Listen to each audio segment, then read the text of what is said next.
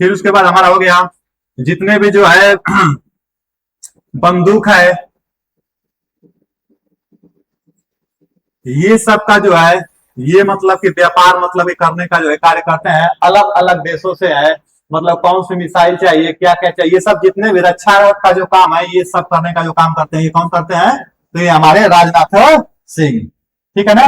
अच्छा देखिए, अगर देखा जाए रक्षा मंत्री के बारे में, तो एक चीज आप लोग ये बताइए कि मान लीजिए कि रक्षा मंत्री जो है सभी तूने सुना का जो है हैंडल करने का तो काम इनके पास है, लेकिन आपको बात तो ये भी आपको पता होना चाहिए, ये जो रक्षा मंत्री है ये जो है आपसी समन्वय बनाने के लिए जो है इन तीनों सेनाओं में से, जितने भी हमारी थल सेना है, नौसेना है और वायु सेना है, इन तीनों सेनाओं के समन्वय को बनाने के लिए अपने बीच में एक सीडीएस को रखते हैं। किनको रखते हैं?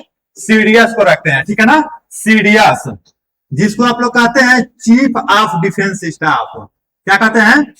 तो chief of defence staff, defence staff. ठीक है, चीफ ऑफ डिफेंस स्टाफ। ठीक है ना।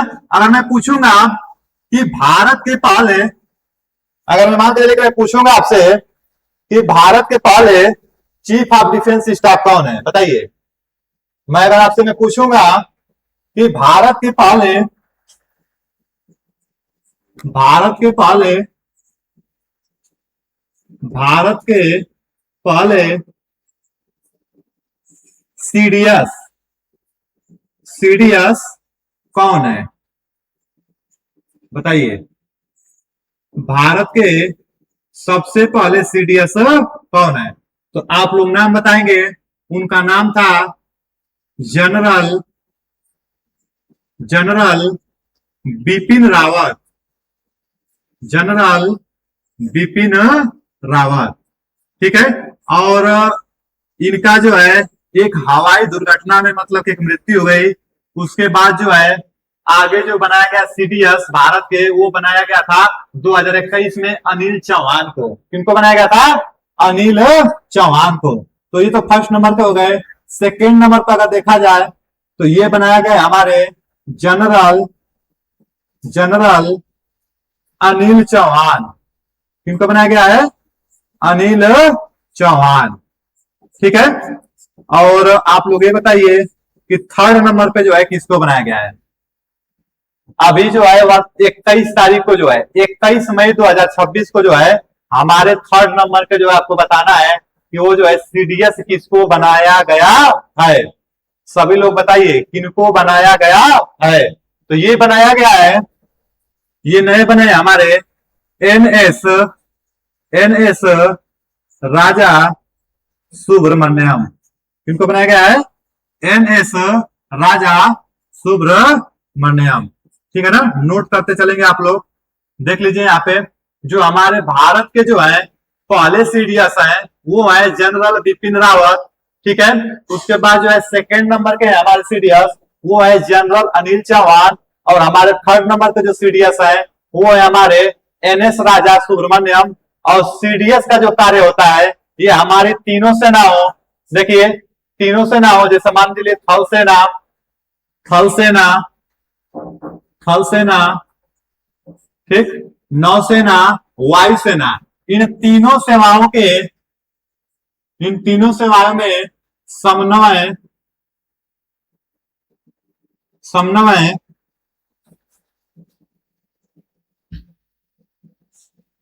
इन तीनों सेनाओं में समन्वय बनाने के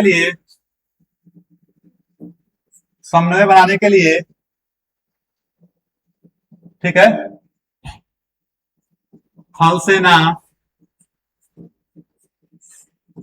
ठीक है, और उसके बाद नौसेना और वायुसेना, इन तीनों सेनाओं के समन्वय समन्वय बनाने के लिए नियुक्त किया जाता है। ठीक है, नियुक्त किया जाता है नियुक्त किया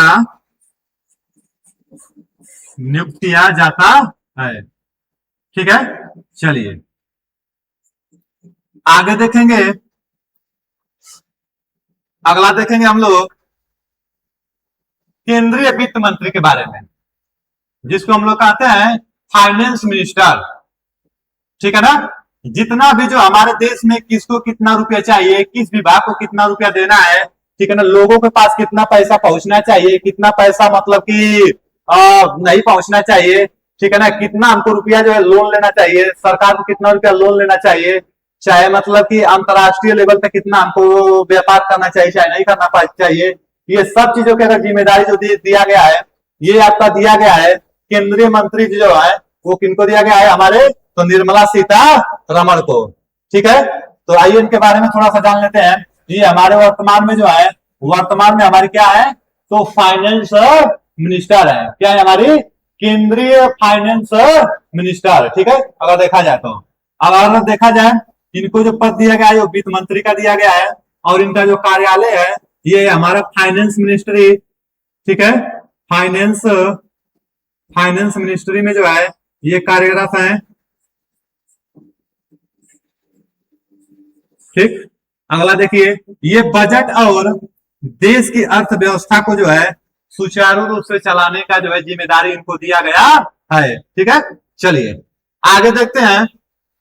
आगे देखिए, आगे जो है अभी जो है हमारे जो वर्तमान में जो शिक्षा मंत्री जी जो है, अभी इनको जो है एजुकेशन मिनिस्टर का जो है नया नया जिम्मेदारी दिया गया है, और नए नए जिम्मेदारियों के साथ जो है इन्होंने सबसे पहले जो है शिक्षा व्यवस्था को सुचारू रूप से करने के लिए इंस्टेंट जो है मीटिंग बनाई है। अब देखिए हमारी शिक्षा व्यवस्था में जो है कैसे मतलब सुधार किया जा रहा है। ठीक है। तो बात किया जाएगा इनको शिक्षा मंत्री के बारे में। तो शिक्षा मंत्री अभी वर्तमान में हमारे हैं प्रहलाद जोशी जी। कौन है हमारे शिक्षा मंत्री अभी वर्तमान में, तो प्रहलाद जोशी जी। ठीक है ना। देखिए शिक्षा मंत्री जो है हमारे वर्तमान में कौन है, तो प्रहलाद जोशी, प्रहलाद जोशी। ठीक है। लेकिन आप लोग ये बताइए, तो अभी इससे पहले वाले कौन थे शिक्षा मंत्री जिनका नाम बहुत चर्चा में आया था, इससे पहले कौन था शिक्षा मंत्री, तो धर्मेंद्र प्रधान जी। कौन थे, धर्मेंद्र प्रधान। अभी इन्हीं को लेकर जो है धर्मेंद्र प्रधान,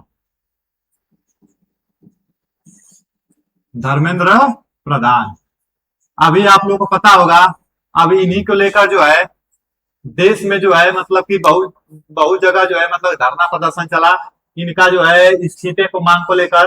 क्योंकि जो नीट जैसी जो मतलब जो बड़ी परीक्षाएं होती है उनके लीक में जो है मतलब धर्मेंद्र प्रधान जी को जो है सरकार मतलब दोषी पाया और उनके अपने पद से क्या देना पड़ा, तो इस्तीफा देना पड़ा। ठीक है। चलिए और बाकी देखा जाए इनको जो कार्यालय दिया गया है हमारा शिक्षा मंत्रालय समझते हैं। ठीक है। अन्य जानकारी अगर देखा जाए इनके बारे में, तो ये जो अभी जो जानकारी आपको दिखाई दे रहा है स्कूल कॉलेज, तो अगर देखा जाए इनका स्कूल अगर देखा जाए तो ये रहने वाले हैं, अगर देखा जाए ना तो इन्होंने जो है बीए मतलब कि पास में बीए हैं, और कॉलेज देखा जाए तो इन्होंने जो है मतलब कि कोई कर्नाटक स्कूल से जो है इन्होंने मतलब कि इंटरमीडिएट की परीक्षा पास की है। ठीक है। और बाकी जो ये एनईपी जो आप लोग देख रहे हैं नेशनल एजुकेशन पॉलिसी, इनको जो है लाने का जो काम किए थे धर्मेंद्र प्रधान जी के द्वारा किया गया था। ठीक है ना। जो नेशनल एजुकेशन पॉलिसी है, ठीक है ना, जो नई शिक्षा नीति है, आई समझ बात ना, राष्ट्रीय नई शिक्षा नीति जो हमारे देश में जो है अभी चल रही है, समझ रहे बात को ना, जिसमें कहा गया है जो नई शिक्षा नीति जो बनाया गया है इसमें बनाया गया है 5+3+3+2। ये जो नई शिक्षा जो नीति जो बनाए हैं ये हमारे बनाए हैं, कौन बनाए हैं, तो धर्मेंद्र प्रधान जी के जो है मतलब कार्यकाल में इसको मतलब बनाया गया है। बात समझ में। चलिए आगे देखते हैं। ठीक है। अगर इनके बारे में बात किया जाए तो ये हमारे जो है प्रहलाद जोशी जी जो है ये रहने वाले हैं कर्नाटक के। कहाँ के हैं, कर्नाटक के हैं। ठीक है ना, बात समझ में।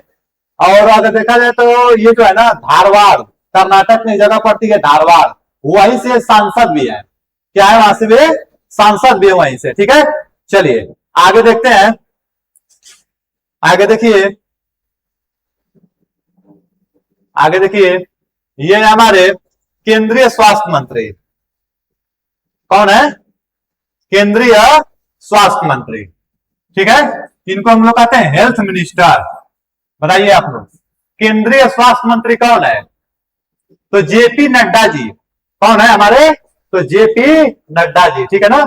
इनको जो पद जो दिया गया है ये स्वास्थ्य मंत्री का दिया गया है, ठीक है ना। हेल्थ, हमारी हेल्थ का जो है मतलब ध्यान रखने के लिए जो तो मंत्रालय जो दिया गया है ये किनको दिया गया है, तो ये हमारे जेपी नड्डा साहब है, इनको दिया गया है, ठीक है। देखिए अन्य जानकारी का बात किया जाए तो ये एम्स, जिसको आप लोग कहते हैं ऑल इंडिया मेडिकल साइंस अस्पताल, और जो भी स्वास्थ्य योजनाएं जो भारत सरकार मतलब जो लाती है, समझे बात को ना। जैसे मान लीजिए कि आयुष्मान भारत, ठीक है, ये हमारी कौन सी योजना है, तो ये हमारी स्वास्थ्य योजनाएं हैं। इन योजनाओं में जो है जो भी मतलब कि देखा जाए जो पॉलिसी बनाने का जो कार्य होता है, ये सब कार्य करने का काम किसको किसको जाता है, तो स्वास्थ्य मंत्री, जो हमारे केंद्रीय स्वास्थ्य मंत्री है, ठीक है ना, इनको मतलब के जाता है, ठीक है। चलिए सभी लोग आप लोग नोट करते रहेंगे। बाकी देखिए आगे चलते हैं, आगे देखिए अब आ गए हमारे उत्तर प्रदेश के मुख्यमंत्री जी। तो बताइए आप लोग उत्तर प्रदेश के मुख्यमंत्री कौन है, सभी लोग बताएंगे कमेंट करके, उत्तर प्रदेश के मुख्यमंत्री कौन है। तो उत्तर प्रदेश के मुख्यमंत्री जी के बारे में अगर बात की जाए तो ये है हमारे योगी आदित्यनाथ, ठीक है। चलिए आप लोग ये बताइए ना कि योगी आदित्यनाथ जी का जो है ये जन्म स्थान कहाँ है, बताइए जन्म स्थान, क्योंकि भाई हमारे उत्तर प्रदेश के मुख्यमंत्री हैं तो जाहिर सी बात है कि इनके बारे में जो है पूछ सकता है, ठीक है। तो आप लोग बताइए उत्तर प्रदेश के जो मुख्यमंत्री हैं इनका जन्म स्थान कहाँ है, बताइए आप लोग बोलिए। तो इनका कहाँ है जन्म स्थान, उत्तराखंड, कहाँ है, उत्तराखंड, ठीक है। ये कहाँ का रहने वाले हैं, नहीं गोरखपुर का नहीं है, तो गोरखपुर से तो मतलब पहली बार सांसद मतलब कि बने थे, जो गोरखपुर मतलब जो हमारा क्षेत्र है उस क्षेत्र से इनको पहली बार सांसद मतलब कि नियुक्त करके जो है संसद में पहुंचाया गया था, ठीक है ना। इनका जो जन्म स्थान जो है ना ये आपका उत्तराखंड है, कहाँ पे इनका जन्म स्थान, तो उत्तराखंड है, ठीक है ना, बात समझ में। चलिए अभी ये जो है हमारे जो योगी आदित्यनाथ जी जो है ये 2017 से, डेट याद कर लीजिएगा, ठीक है ना, 2017 से जो है अभी तक जो है उत्तर प्रदेश के मुख्यमंत्री पद पे जो है सुशोभित है, ठीक है ना, क्लियर। चलिए और बाकी जो है देख लीजिए इनका कार्यालय अगर देखा जाए, मुख्यमंत्री जो कार्यालय है ये हमारा लखनऊ में पड़ता है, ठीक है। और बाकी अगर देखा जाए अन्य जानकारी के बारे में देखा जाए तो ये जो है उत्तर प्रदेश राज्य के प्रमुख है, ठीक है ना, समझ में बात, ये उत्तर प्रदेश राज्य के क्या है, प्रमुख है। आगे की कक्षाओं में जो है मैं आपको मतलब कि मैं बताऊंगा जितने भी जो राज्य हैं, जैसे मान लीजिए कि जो 28 राज्य हैं हमारे, 28 राज्यों के मुख्यमंत्री के बारे में मैं आपको बताऊंगा, 28 राज्यों के मुख्यमंत्री के बारे में आपको मैं बात बताऊंगा, मुख्यमंत्री, फिर इसी में मान के चलिए कि जोड़ लीजिए राज्यपाल के बारे में मैं आपको बताऊंगा, ठीक, राज्यपाल के बारे में मैं आपको बताऊंगा। फिर उसके बाद मान के चलिए कि मैं उसी में आपको जो है केंद्र शासित प्रदेश के बारे में आपको बताऊंगा, ठीक है, केंद्र शासित प्रदेश, ठीक। फिर उसके बाद जो है हमारा कितने राज्यों में किस किस राज्यों में कौन कितने कितने लोकसभा सीट है, राज्यसभा सीट है, ये सब चीजों के बारे में जो है मैं आपको आगे की कक्षाओं में जो है बताएंगे, ठीक है ना। चलिए देखिए आप लोग कमेंट करके बताइए कि उत्तर प्रदेश में जो है कुल कितनी लोकसभा की सीटें हैं, बताइए कितनी है सीटें। तो लोकसभा की सीटों के बारे में अगर देखा जाए तो उत्तर प्रदेश में जो है लोकसभा की सीट, लोकसभा की सीट, लोकसभा की सीट 80, कितना है 80, ठीक है ना।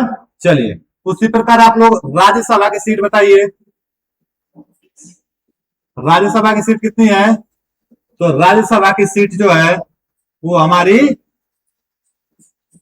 31 है, ठीक है ना। बाकी जो है एक मैं पूरा जो है राज्यपाल, मुख्यमंत्री, लोकसभा सीट, राज्यसभा सीट एक डिटेल वीडियो लेकर आऊंगा जिसमें आपको पूरी जानकारी जो है बता देंगे, प्रोवाइड करा देंगे, ठीक है। चलिए आप लोग साथ साथ में नोट भी करते चलेंगे, ठीक है। आगे चलते हैं, आगे देखते हैं हम लोग, दिया है यहाँ पे हमारे उत्तर प्रदेश की राज्यपाल।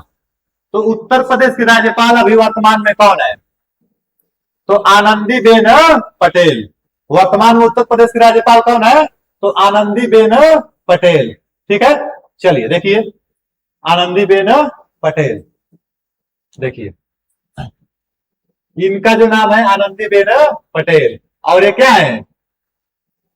उत्तर प्रदेश की राज्यपाल है। ठीक है ना। इनका भी कार्यालय कहाँ है? तो इनके कार्यालय को हम लोग राजभवन कहते हैं। ठीक है ना। और राजभवन कहाँ स्थित है? लखनऊ में पूछ देगा आपको। मान लीजिए क्वेश्चन पूछ देगा कि आप लोग बताइए कि उत्तर प्रदेश का जो है राजभवन कहाँ स्थित है, तो कहाँ बताएंगे? लखनऊ में स्थित है। ठीक है ना। चलिए, और अन्य जानकारी के बारे में देखेंगे तो ये जो है ना उत्तर प्रदेश की संवैधानिक प्रमुख है। अगर देखा जाए, जिस प्रकार हमारे जो है मतलब कि संविधान में जो सबसे बड़ा जो संवैधानिक जो पद जो दिया गया है वो राष्ट्रपति का दिया गया है, उसी प्रकार जो है राज्यों में अगर देखा जाए तो जो सबसे बड़ा जो है मतलब संवैधानिक जो पद जो होता है वो किसका होता है? राज्यपाल का होता है। ठीक है। देखिए, आपसे मैं क्वेश्चन पूछता हूं। जैसे क्वेश्चन ये है, आप लोग बस देखिएगा। ठीक है ना। आप लोग ये बताइए कि क्या जो प्रधानमंत्री जी जो होते हैं, प्रधानमंत्री जी का जो है वो मतलब कि नियुक्ति होता है कि उनको मतलब कि चुना जाता है? ठीक है ना। बस आप लोग दो दो ही चीज बताइए। नियुक्ति होता है, और नियुक्ति करने का काम कौन करता है? तो राष्ट्रपति जी के द्वारा किया जाता है। ठीक है ना। किसके द्वारा किया जाता है? राष्ट्रपति जी के द्वारा किया जाता है। ठीक है ना। और किसको नियुक्त करेंगे? तो जिनका भी लोकसभा में बहुमत मतलब कि होगा पूर्ण बहुमत, उसी व्यक्ति को जो है मतलब कि जो है जितने भी, जैसे मान के चलिए कि हमारे जो है 543 जो है लोकसभा की पूरा सीटें हैं, और जिनको जो है 272+1 272+1 जो है मतलब जिनको भी मतलब कि मिल जाता है वो मतलब इस सरकार अपना बना लेता है। ठीक है ना। बात समझ में? उसी प्रकार क्या होता है ना कि जो हमारे जो है ये राज्यपाल जी जो है ये जो नियुक्ति करते हैं, ये किसकी किसकी नियुक्ति करती हैं? तो ये मुख्यमंत्री की नियुक्ति करेंगे। ठीक है ना। किसकी नियुक्ति करती हैं? तो मुख्यमंत्री की। ठीक, चलिए ठीक है, आगे चलते हैं। आगे देखिए, अभी मैं आपको बताया था लोकसभा के अध्यक्ष के बारे में, आपको बता चुका हूं। ठीक है। लोकसभा के वर्तमान में अध्यक्ष कौन है? तो ओम बिरला है लोकसभा के देखिए अध्यक्ष हैं। संसद भवन और लोकसभा की सभी कार्रवाई को ये चलाते हैं। ठीक है, चलिए आगे आएंगे। आगे देखिए, आगे देखिए यहाँ पे दे रहा है, ये हमारे भारत के मुख्य न्यायाधीश। ठीक है ना। कौन है हमारे भारत के मुख्य न्यायाधीश? ठीक है, देखिए भारत के मुख्य न्यायाधीश। तो अभी जो है ना भारत के जो मुख्य न्यायाधीश हैं, ये देखिए ध्यान सुनिए, ये चेंज कर दिया गया है। किनको बनाया गया है? चेंज करके। इसमें जो है पुराना डाटा आ गया है। ठीक है, देख लीजिए, मैं बता दे रहा हूं। जो अभी वर्तमान में जो है भारत के जो मुख्य न्यायाधीश हैं, ये हमारे जस्टिस सूर्यकांत। कौन है हमारे? जस्टिस सूर्यकांत। चलिए ठीक है, भारत के मुख्य न्यायाधीश हैं जिनको आप लोग सीजेआई कहते हैं। क्या कहते हैं? CJI, chief justice of India. ठीक है। और आप लोग बताइए कि सुप्रीम कोर्ट कहां स्थित है? नई दिल्ली में। ठीक है ना। चलिए, और देश की जो है ना ये न्यायपालिका के प्रमुख हैं जो है हमारे जस्टिस सूर्यकांत। समझ में बात? देखिए, आप लोग पढ़े होंगे पॉलिटी में कि जैसे मान के चलिए कि हमारी जो है विधायिका होती है, कार्यपालिका होती है और न्यायपालिका होती है। समझ में बात? तो जो हमारी विधायिका होती है ना वो दोहरी होती है, क्योंकि एक हमारा मतलब कि राज्य में होगा। ठीक है ना। एक केंद्रीय होता है, एक राज्य में होता है।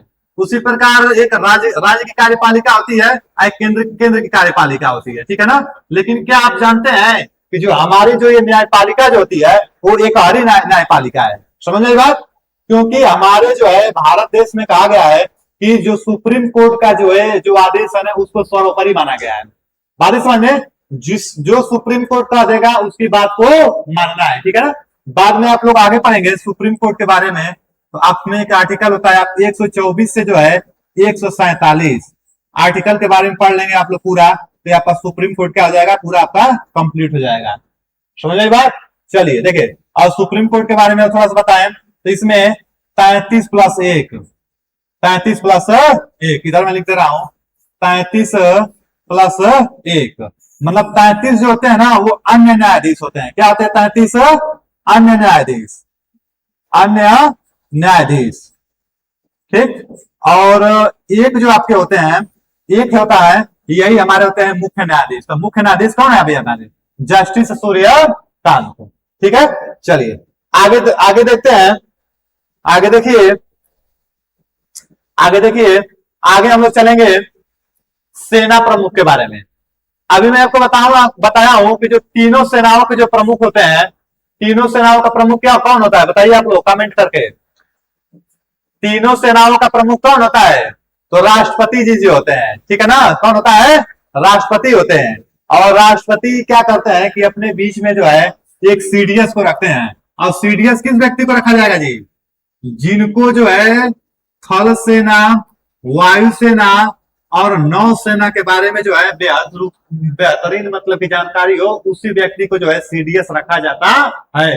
तो अभी मैं आपको बताया कि अभी भारत के जो है वर्तमान में सीडीएस कौन है? तो वो है हमारे एनएस राजा सुब्रमण्यम। कौन है हमारे वर्तमान में सीडीएस? तो एनएस राजा सुब्रमण्यम। ठीक है, चलिए आगे देखते हैं। अच्छा, ये सीडीएस के बारे में देखा जाए तो इनके नीचे जो है हमारे तीन सेना काम करती है। ठीक है ना, एक हमारी होती है थल सेना। ठीक है, थल सेना। फिर उसके बाद हमारा होता है वायुसेना, वायुसेना। फिर उसके बाद हमारा देखेंगे तो ये हमारे हो जाएंगे नौसेना। ठीक है, नौसेना। ठीक, देखिए आप लोग ये बताइए कि अभी वर्तमान में जो है थल सेना के प्रमुख कौन है? तो देखिए अभी जो क्या किया गया ना कि अभी जो आपको जो दिखाई दे रहा है जनरल उपेंद्र द्विवेदी, इनको चेंज कर दिया गया है। समझे बात? इनको क्या कर दिया गया है? चेंज कर दिया गया है। ठीक है, तो अभी जो वर्तमान में जो थल सेना के जो प्रमुख हो गए हैं वो हमारे हो गए हैं जनरल धीरज सेठ। कौन हो गए हैं? जनरल धीरज, धीरज सेठ। ठीक है, चलिए नोट करते चलेंगे आप लोग, जनरल धीरज सेठ। थल सेना के प्रमुख क्या के जनरल लगाया जाता है। क्या लगाया जाता है? जनरल। ठीक है ना। अच्छा, वायुसेना, वायुसेना का भी वर्तमान में प्रमुख बताइए। तो वायुसेना का भी वर्तमान में प्रमुख है, इनको हम लोग कहते हैं एयर चीफ मार्शल। क्या कहते हैं? Air chief marshal. ठीक है, एयर चीफ मार्शल। अभी जो है वर्तमान में जो है एयर चीफ मार्शल कौन है? तो ये हमारे अमरप्रीत सिंह। कौन है? अमरप्रीत सिंह, अमरप्रीत सिंह। ठीक, और नौसेना के प्रमुख के बारे में बताएंगे तो आप ये इनको कहा जाता है एडमिरल कहते हैं। क्या कहते हैं? तो एडमिरल। अभी वर्तमान में एडमिरल कौन है? तो वर्तमान में हमारे एडमिरल हैं, इनको भी मतलब चेंज कर दिया गया है और चेंज करके बनाया गया है कृष्णा स्वामीनाथन को। किनको बनाया गया है? तो कृष्णा स्वामीनाथन, स्वामीनाथन। ठीक, कृष्णा स्वामीनाथन। ठीक है, चलिए ये नोट करते चलेंगे। बाकी जो है आगे चलते हैं, देखते हैं आगे। अब देखिए आगे आइए, आगे इसमें बता रहा है ना आरबीआई गवर्नर, आरबीआई गवर्नर। ठीक है ना, आरबीआई गवर्नर अभी वर्तमान में कौन है? सभी लोग कमेंट करके बताएंगे आरबीआई गवर्नर जो है वर्तमान में कौन है? आरबीआई को हम लोग कहते हैं रिजर्व बैंक ऑफ इंडिया। ठीक है ना, इसको कहा जाता है रिजर्व बैंक ऑफ इंडिया। और आरबीआई की स्थापना कब हुई है? सभी लोग बताएंगे आरबीआई की स्थापना, आरबीआई की स्थापना सभी लोग बताइए कब हुई है? बोलिए। 1 अप्रैल। ठीक है, 1 अप्रैल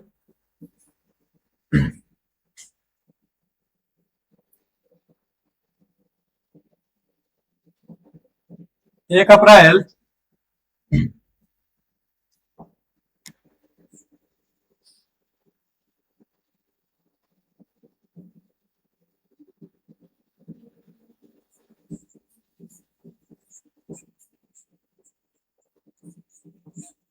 आरबीआई की स्थापना। तो ये हुआ है 1 अप्रैल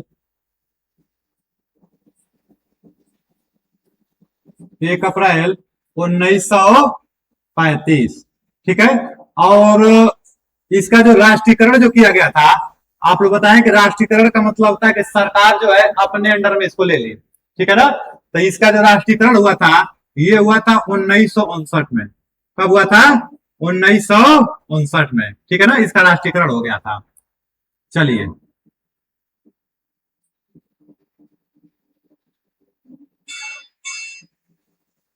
अभी देखा जाए तो जो हमारे आरबीआई के जो गवर्नर है, आरबीआई के गवर्नर हमारे कौन है? तो संजय मल्होत्रा।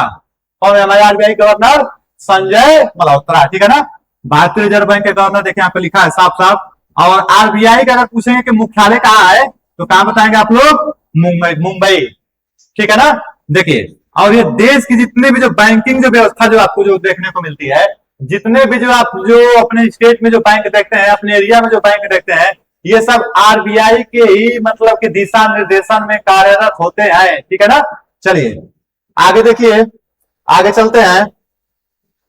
आगे देखिए, ये हमारे विदेश मंत्री। ठीक है, विदेश मंत्री। तो अभी वर्तमान में विदेश मंत्री कौन है? तो एस जयशंकर। कौन है हमारे विदेश मंत्री? एस जयशंकर।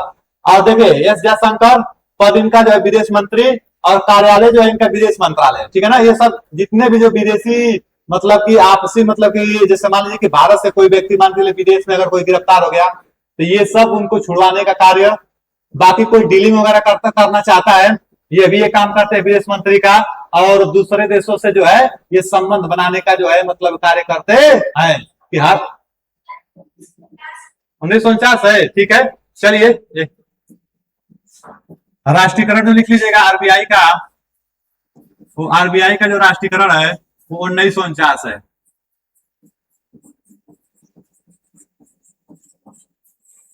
ठीक है, 1949। ठीक। चलिए इसको जो है लिख लेंगे, आप लोग नोट कर लेंगे। चलिए आगे देखिए, आगे देखिए, आगे देखा जाए तो कृषि मंत्री। कृषि मंत्री जो है वर्तमान में जो है शिवराज सिंह चौहान। ठीक है।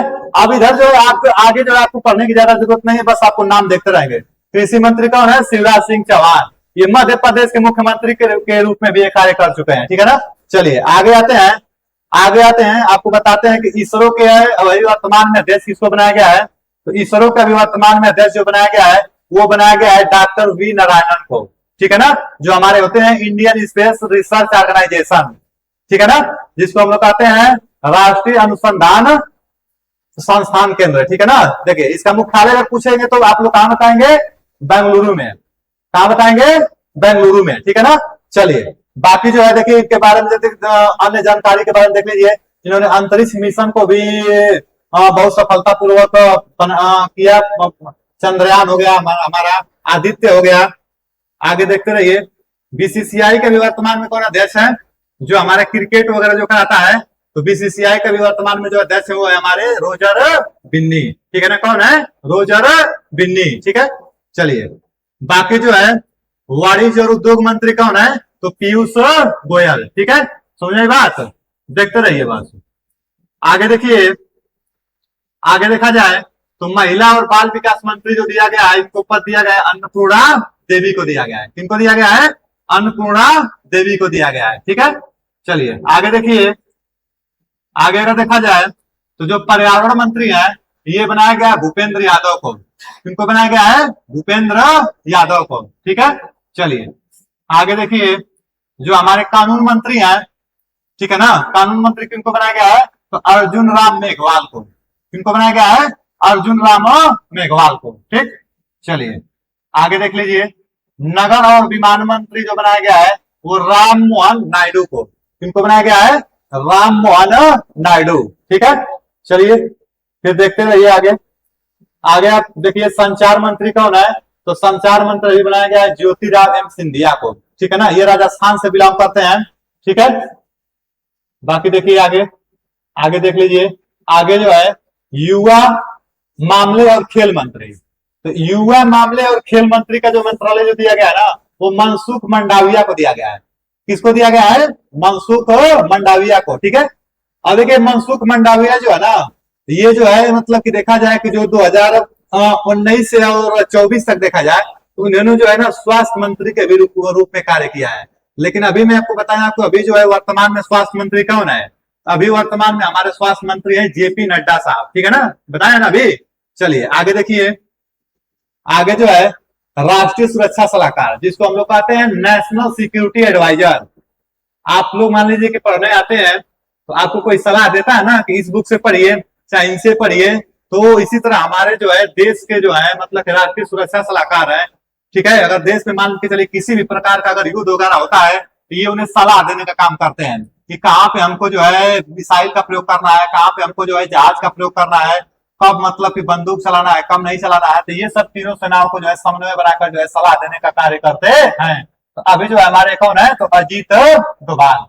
ठीक है, चलिए आगे देखिए, आगे जो है आगे आपको देखा जाए तो ये हमारे लोकसभा के विपक्ष के नेता, तो लोकसभा के विपक्ष के नेता के बारे में अगर बात किया जाए तो ये अभी वर्तमान में हमारे है Rahul Gandhi ji.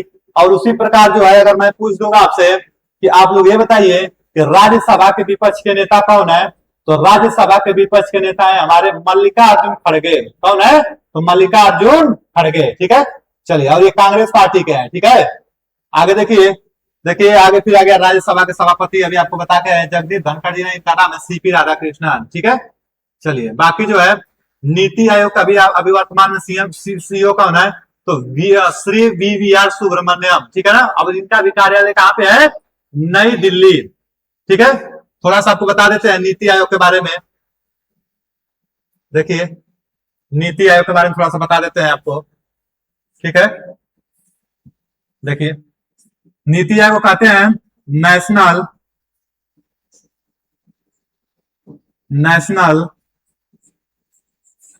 Institute for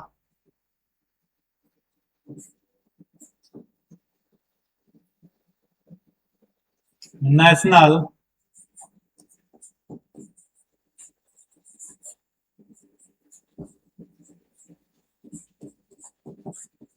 national institute for transforming India, transforming India. ठीक है, अब इनको ये जो नीति आयोग के जो अध्यक्ष जो होते हैं ना, ये खुद प्राइम मिनिस्टर होते हैं। कौन होते हैं? Prime minister. तो कौन हो जाएंगे अध्यक्ष? आप लोग बताइए, अध्यक्ष कौन हो जाएंगे? कमेंट करके बताएंगे। तो अध्यक्ष हमारे हो जाएंगे नरेंद्र मोदी जी। कौन हो जाएंगे? हमारे नरेंद्र मोदी जी। ठीक है, नरेंद्र मोदी जी। ठीक है, आगे देखिए नीति जो आयोग जो है ना, नीति आयोग, ये हमारा जो योजना आयोग जो था ना, जो योजना आयोग के चलते जो आ रहा था, जिसको 2015 में खत्म कर दिया गया। ठीक है, तो योजना आयोग में ये मतलब कहा जाता था कि सरकार को जो है 5 सालों का जो है मतलब कि कार्य जो है आपको सरकार जो है 5 साल में कौन कौन से कार्य की है, उन सभी कार्यों को जो है बताना पड़ता था, जनता के सामने प्रदर्शित करना पड़ता था। ठीक है ना, लेकिन 2015 आते आते 12 पंचवर्षीय योजना मतलब चली। कितनी पंचवर्षीय योजना चली? तो 12 पंचवर्षीय योजना चली। और बाकी जो है 1 जनवरी 2015 को, कब? तो 1 जनवरी 2015 को योजना आयोग का नाम बदल क्या कर दिया गया? नीति आयोग कर दिया गया। ठीक है ना, और नीति आयोग हम लोग कहते हैं national institute for transforming India. और इसके मुख्यालय की अगर बारे में बात करेंगे तो इसका मुख्यालय कहाँ पे है? नई दिल्ली में। ठीक है ना, समझे बात।